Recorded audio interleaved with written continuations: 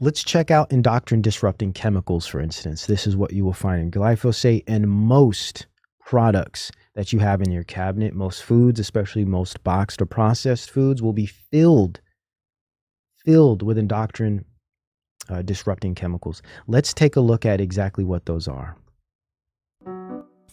If you've been listening to the news at all, you've probably heard about the dangerous chemicals that are called endocrine-disrupting chemicals, or EDCs. Inside our bodies is a network of glands and organs called the endocrine system that produce, store, and secrete hormones. Normally, the hormones go from the gland or organ to the other organs and fit right into specific receptors expressed in cells. Kind of like how a key goes into a lock. But when EDCs get into the body, they can mimic the shape of the hormone, and they go into the receptor instead.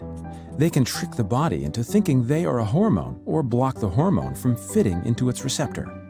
Fooling a cell in this way can trigger abnormal processes in the body. This can wreak havoc on the entire endocrine system and may lead to severe health consequences. EDCs have been linked to human health issues related to sperm quality, fertility, abnormalities in sex organs, endometriosis, early puberty, nervous system function, immune function, cancers, breathing problems, metabolic issues, obesity, heart health, growth, neurological, and learning disabilities, and more, because hormones regulate nearly every process in the body. What's worrisome is that exposure to EDCs can happen anywhere and come from the air we breathe, the food we eat, and the water we drink, and through the skin. Some EDCs even transfer from mothers to fetuses and infants. They can be found in industrial chemicals that leach into soil and groundwater and then make their way into the food chain and build up in fish, animals, and people. Consumer products such as plastics, household chemicals, fabrics treated with flame retardants, cosmetics, lotions, products with fragrance, and Cosmetics are notorious for this. This is another aspect of war on women. Okay. I'd say if not 90, 100% of women beauty products are riddled with these chemicals, causing all types of hormonal disruption in women.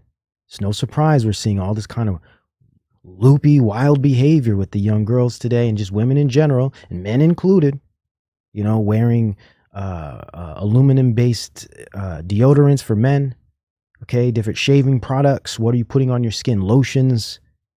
If you can't eat it, it shouldn't go on your body. Okay, I know that's extreme, but if you want to be real, if you can't eat it, it should not go on your body. Now, medicines, say ointments for things, that's different. I'm talking about cosmetics. This stuff is poison, and it has been poisoning us for many, many years. It's not a game, and there's purpose behind it. I know it's going to shatter some people's realities and worldviews, but listen, a lot of the stuff you got in your cabinet, in your bathroom, it's killing you. antibacterial soaps, pesticides, fungicides, or industrial chemicals in the workplace. The best way to avoid exposure is to check labels and avoid products containing known EDCs. Research on EDCs is growing, so watch for new information on products to help your family's health. Contact your elected officials and tell them to pass the Personal Care Products Safety Act, which would create an FDA review process to check the safety of ingredients used in personal care products like toothpaste, soap, and sunscreen. Patients have questions. I'm telling you guys, this stuff is very important. I'm working on content right now for my health channel where we're going to be going in deep with this stuff, and I'm going to show you guys exactly how I integrate this stuff into my life and how I actually live. And hopefully this could, you know, help others start to transform the way they treat themselves physically and what they put in and on their bodies. It's extremely important, guys, from basics, toothpaste, things like deodorant, right? All of these things are very, very important. What did he say here? I want to run this back. An FDA review process to check the safety of ingredients used in personal care products like toothpaste, soap, and sunscreen. Sunscreen.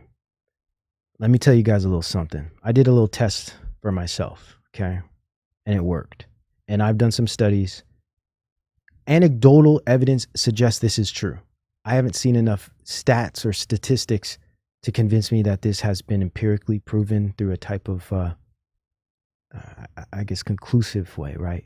But what I've discovered is sunscreen is a scam, even for those who are very fair skinned, right? And what I've discovered is that removing seed oils, which are oxidizing, removing seed oils from your diet changes your skin's relationship to the sun. Again, this is anecdotal, right? But I've tried it for myself. Now, of course, I'm a darker skin, so for me, I definitely have a little more protection against the sun, but I still grew up using sunscreen. It just was a natural cultural thing, right? It's just we've all brought up that way. And some cultures suggest using it just because they don't want to change their complexion. I never cared about that kind of stuff personally, but I do understand that plays a role in certain demographics. Overall, I believe sunscreen is a scam because I stopped eating seed oils it's been a couple years now. And I've gone on many trips and many places that are very hot, beaches, etc.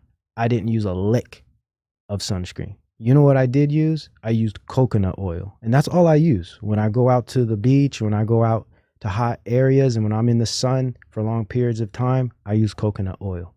I didn't burn at all. The last time we were out there on the beach for almost 8 hours in the sun. Did not burn. Of course, you get darker, right? You get a little bit of maybe a little redness, barely little redness, but not a single burn, nothing. And I've read up on this, and even with very fair skinned people that are like really what someone call pale, same situation, no burning. This isn't to say you won't get a little red, but you won't like burn. Try it for yourself. It worked for me. I don't ever have to wear sunscreen anywhere ever. I've removed it from my life. I just don't need it. The sun doesn't affect my skin the same way anymore. It's phenomenal. It's so crazy. And when I've done some research on it, and I guess these seed oils, they oxidize within the body, which causes, we'll go into it eventually. It's crazy. But for me, it's just like, wow, this is pretty cool.